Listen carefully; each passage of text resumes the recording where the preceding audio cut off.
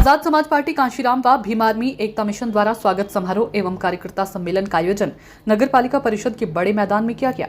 कार्यक्रम में बतौर मुख्य अतिथि पहुंची आजाद समाज पार्टी कांशीराम के राष्ट्रीय अध्यक्ष एडवोकेट चंद्रशेखर आजाद एवं भीम आर्मी के राष्ट्रीय अध्यक्ष। कार्यक्रम के विशिष्ट अतिथि विनय रतन ने कार्यकर्ताओं को संबोधित किया। चंद्रशेखर आजाद तय समय से करीब 3 घंटा देरी से कार्यक्रम स्थल पर पहुंचे। चंद्रशेखर आजाद ने सर्वप्रथम बाबा साहब भीमराव अम्बेडकर व मान्यवर कांशीराम के चित्र पर पुष्पांजलि अर्पित कर अपने श्रद्धा सुमन अर्पित किए। अपने संबोधन में चंद्रशेखर आजाद ने कहा कि देश में बेरोजगारी की दर बढ़ी है, पुरानी पेंशन को सरकार ने खत्म कर दिया, समान शिक्षा का हक भी भाजपा देश के लोगों से छीन चुकी है। देश में लगातार दलितों पर हमले हो रहे हैं, उनके परिवारों का दमन भाजपा की पुलिस कर रही है। हम सरकार से मांग करते हैं कि जल्द ही पर्यटन नगरी हस्तिनापुर को रेलवे लाइन दे, देश में समान शिक्षा नीति लागू हो। 1857 का गदर, 1857 की क्रांति इसी मेरठ की धरा से शुरू होने का काम किया और कोतवाल धन सिंह गुजर और माता देवी वाल्मीकि जी ने उसका नेतृत्व कर पूरे भारत की गुलामी की बेड़ियों को काटने का बिगुल इसी मेरठ की धरती से बजाने का काम किया। हालांकि उनके इतिहास को छिपाने का काम किया, उनके इतिहास को चुराने का काम किया, उनको जमी दर्ज करने का काम किया। लेकिन जब तक हम जैसे लोग जिंदा हैं, अपने महापुरुषों के इतिहास को ना दबने देंगे और ना ही किसी को चुराने देंगे। महापुरुषों के इतिहास को हर घर पहुंचाने का काम करेंगे।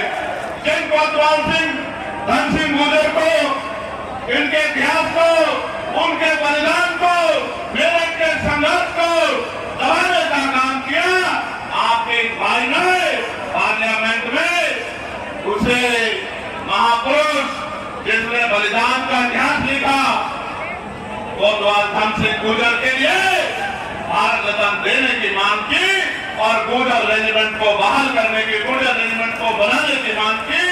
ये मांग मैंने क्यों की, इस बात को मैं आपको आगे बताऊंगा।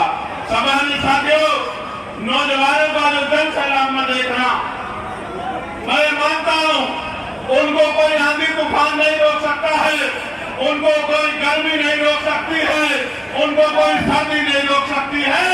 आज भीम आर्मी के संघर्ष से जो स्वाभिमान की ज्वाला उनके अंदर धड़क रही है, वो दिन दूर नहीं कि स्वाभिमान की ज्वाला बड़े बड़े सत्ताधारियों का तख्ता पलट करके रख देगी।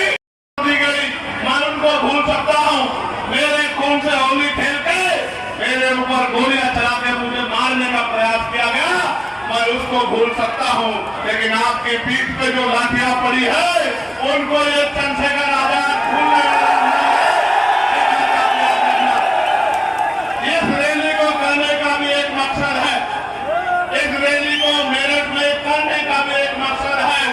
ये मेरठ क्रांति धरा कही जाती है और इसी मेरठ में जब आपकी बरात रोके आपके स्वाभिमान से खेलने का प्रयास किया जाता है, तो मेरी रातों की नींद हराम हो जाती है कि मेरठ की क्रांति धरा पे अगर अब हमारी बारात रुकने लगी तो बाबा साहब अम्बेडकर ने जो संविधान में हमें समानता का अधिकार दिया था, उस अधिकार का क्या मतलब? जीवन में, अपने जीवन में तमाम तरह की परेशानी देखने का काम किया, गरीबी देखी, बेबसी देखी, लाचारी देखी, जाति के आधार पर जुर्म जात के अन्य अत्याचार देखा और मेरे पिताजी ने महापुरुषों के रास्ते में आगे बढ़ाने के लिए मुझे एक ही सीख देने का काम किया और वो सीख ये है कि अगर आप पैदा हुए हो तो आपके जीवन में कोई लक्ष्य होना चाहिए और अगर आपके जीवन में कोई लक्ष्य नहीं है तो आपका दुनिया में आना और जाने का कोई मतलब नहीं बनता। मेरे जीवन में लक्ष्य है आप सबकी गरीबी, बेबसी, लाचारी को खत्म करके आपको मान सम्मान का जीवन दिलाने का लक्ष्य मेरे मन में है।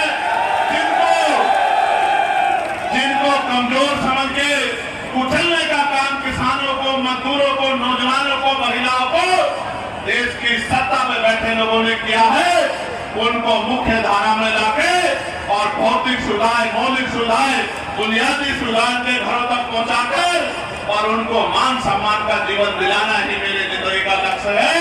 इसीलिए 16 महीने की जेल काटकर, इसीलिए आपको याद होगा जब दिल्ली में गुरु घर तोड़ा गया था और दिल्ली में भी लाखों लोगों का सैलाब जुटा के केंद्र की सरकार को झुकाने का काम आप लोगों